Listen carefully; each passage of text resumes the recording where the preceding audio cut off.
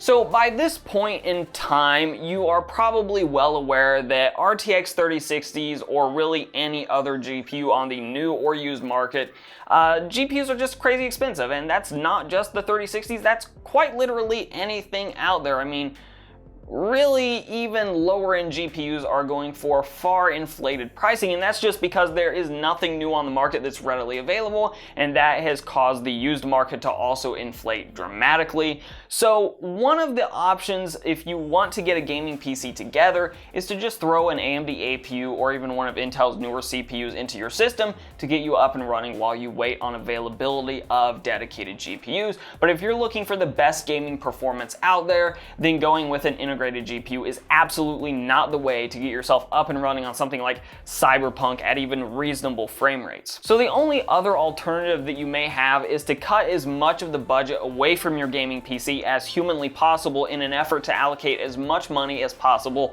towards actually buying a GPU, even though you full well know it's gonna cost you a lot more money than it should. And that's where some of these X99 motherboards that you can get from AliExpress come into play. They use really just a brand new motherboard put together with a chipset that is likely being recycled from something like an old server motherboard or even potentially a consumer grade one, and then you're gonna be able to get something like ECC memory up and running with this motherboard as well as a used Xeon. And for the whole platform with the motherboard, CPU, and the RAM, you're looking at probably $200-ish. And of course you need something to keep it cool, which is where something like a Snowman cooler for another $20 comes into play. So what we're doing today is looking at a Xeon 2678 V3. This is a 12-core, 24-threaded CPU that I picked up for about $90. I think they may be a little bit more expensive now, and I'll link them down below in case you're interested in finding one of these things. But they are a little bit more expensive now than when I first picked this CPU up. But we're going to be pairing it with an RTX 3060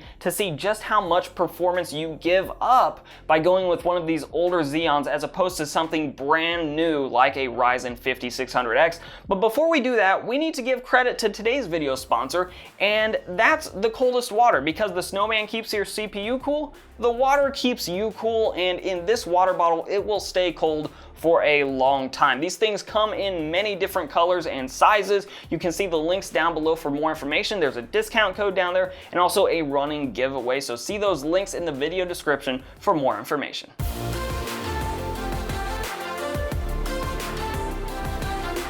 So the basic setup that I went over there in the intro is one of these new X99 motherboards from AliExpress using a recycled chipset. We have the 2678 V3, which is gonna be very similar to a 2680 V3, which I believe I also linked down below in case the 2678s are a little bit more expensive than the 2680s. We have the RTX 3060, and the games are all run on a SATA SSD. And I'm comparing these to the numbers that I got with my 3060 1080p gaming on the 5600X, which featured 32 gigabytes of DDR4 memory, and I know it's not an identical run there, but I'm getting things sort of as close to apples as I can, and it's just the hardware that I had laying around. But this will give us a really good idea of how much performance we will be giving up by going with one of these older used Xeons as opposed to something brand new. So starting off in Fortnite at 1080p on the low preset, we do see the average on the Ryzen 5600X is significantly higher than the Xeon 2678 V3. We got an average of 450 with the Ryzen, whereas the Xeon only gave us 311. The 1% low with the Xeon was 157, and the 0.1% low there is 104. But the reality here is that 311 with a 0.1% low of 104 is still a fantastic gaming experience, and I don't really think many people are going to be out there complaining about an experience like this. Also understand, when you're working with games, especially esports games that can run at very high frame rates, that's where you're going to see some big disparities between the Ryzen and the Xeon. But if we get into games that are more GPU taxing, my sort of suspicion is that the Xeon is going to get much closer to that Ryzen than you may have expected going in. So now we jump over to a little bit more of a demanding single player game with Hitman 3, and the disparity has come down significantly. Instead of looking at like 150 FPS difference on the average, we're now looking at just a 49 FPS difference on the average, though it is still a significant difference.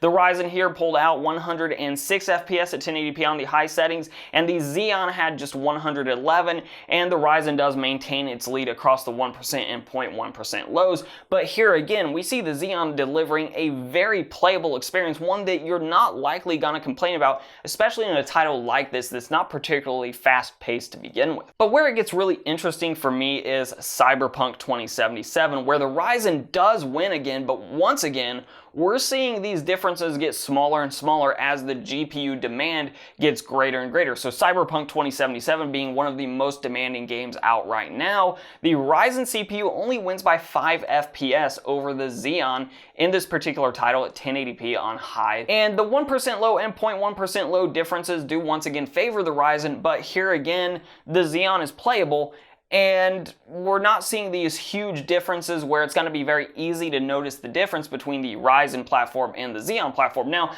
I do suspect you would notice a little bit of a difference, especially when we get down into the 0.1% lows.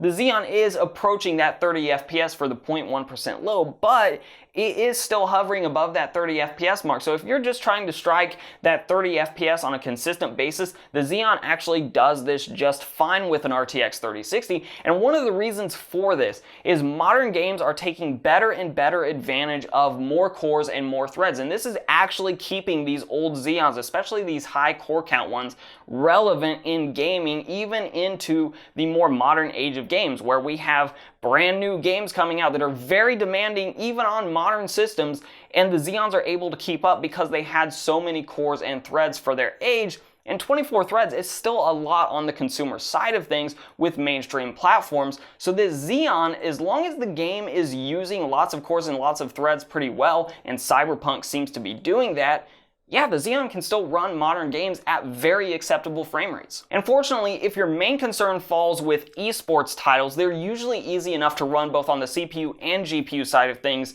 to still be just fine for this Xeon to run. So really, if the goal here is to strip away as much of the budget as humanly possible to try to give yourself a little bit more money to throw at a GPU, yeah, this X99 platform actually works quite well for that. So I guess this gets into the recommendations for this system and whether this is something you should consider. And I would have to say that you kind of do need to consider it if you're looking for a gaming PC right now, especially with the knowledge being that we actually don't know when the silicon shortage is going to end, whether that's going to be this year or next year. So if you're really looking forward to gaming on the PC platform, then you may need to look at creative solutions like this. I think I would encourage you first to check your local market to see if you can find a base platform that's a better overall deal, maybe with a more modern platform. Like if you could find something like first generation Ryzen, that'd give you a lot better upgrade path than one of these X99 motherboards. But if nothing else, just know there is this affordable alternative out there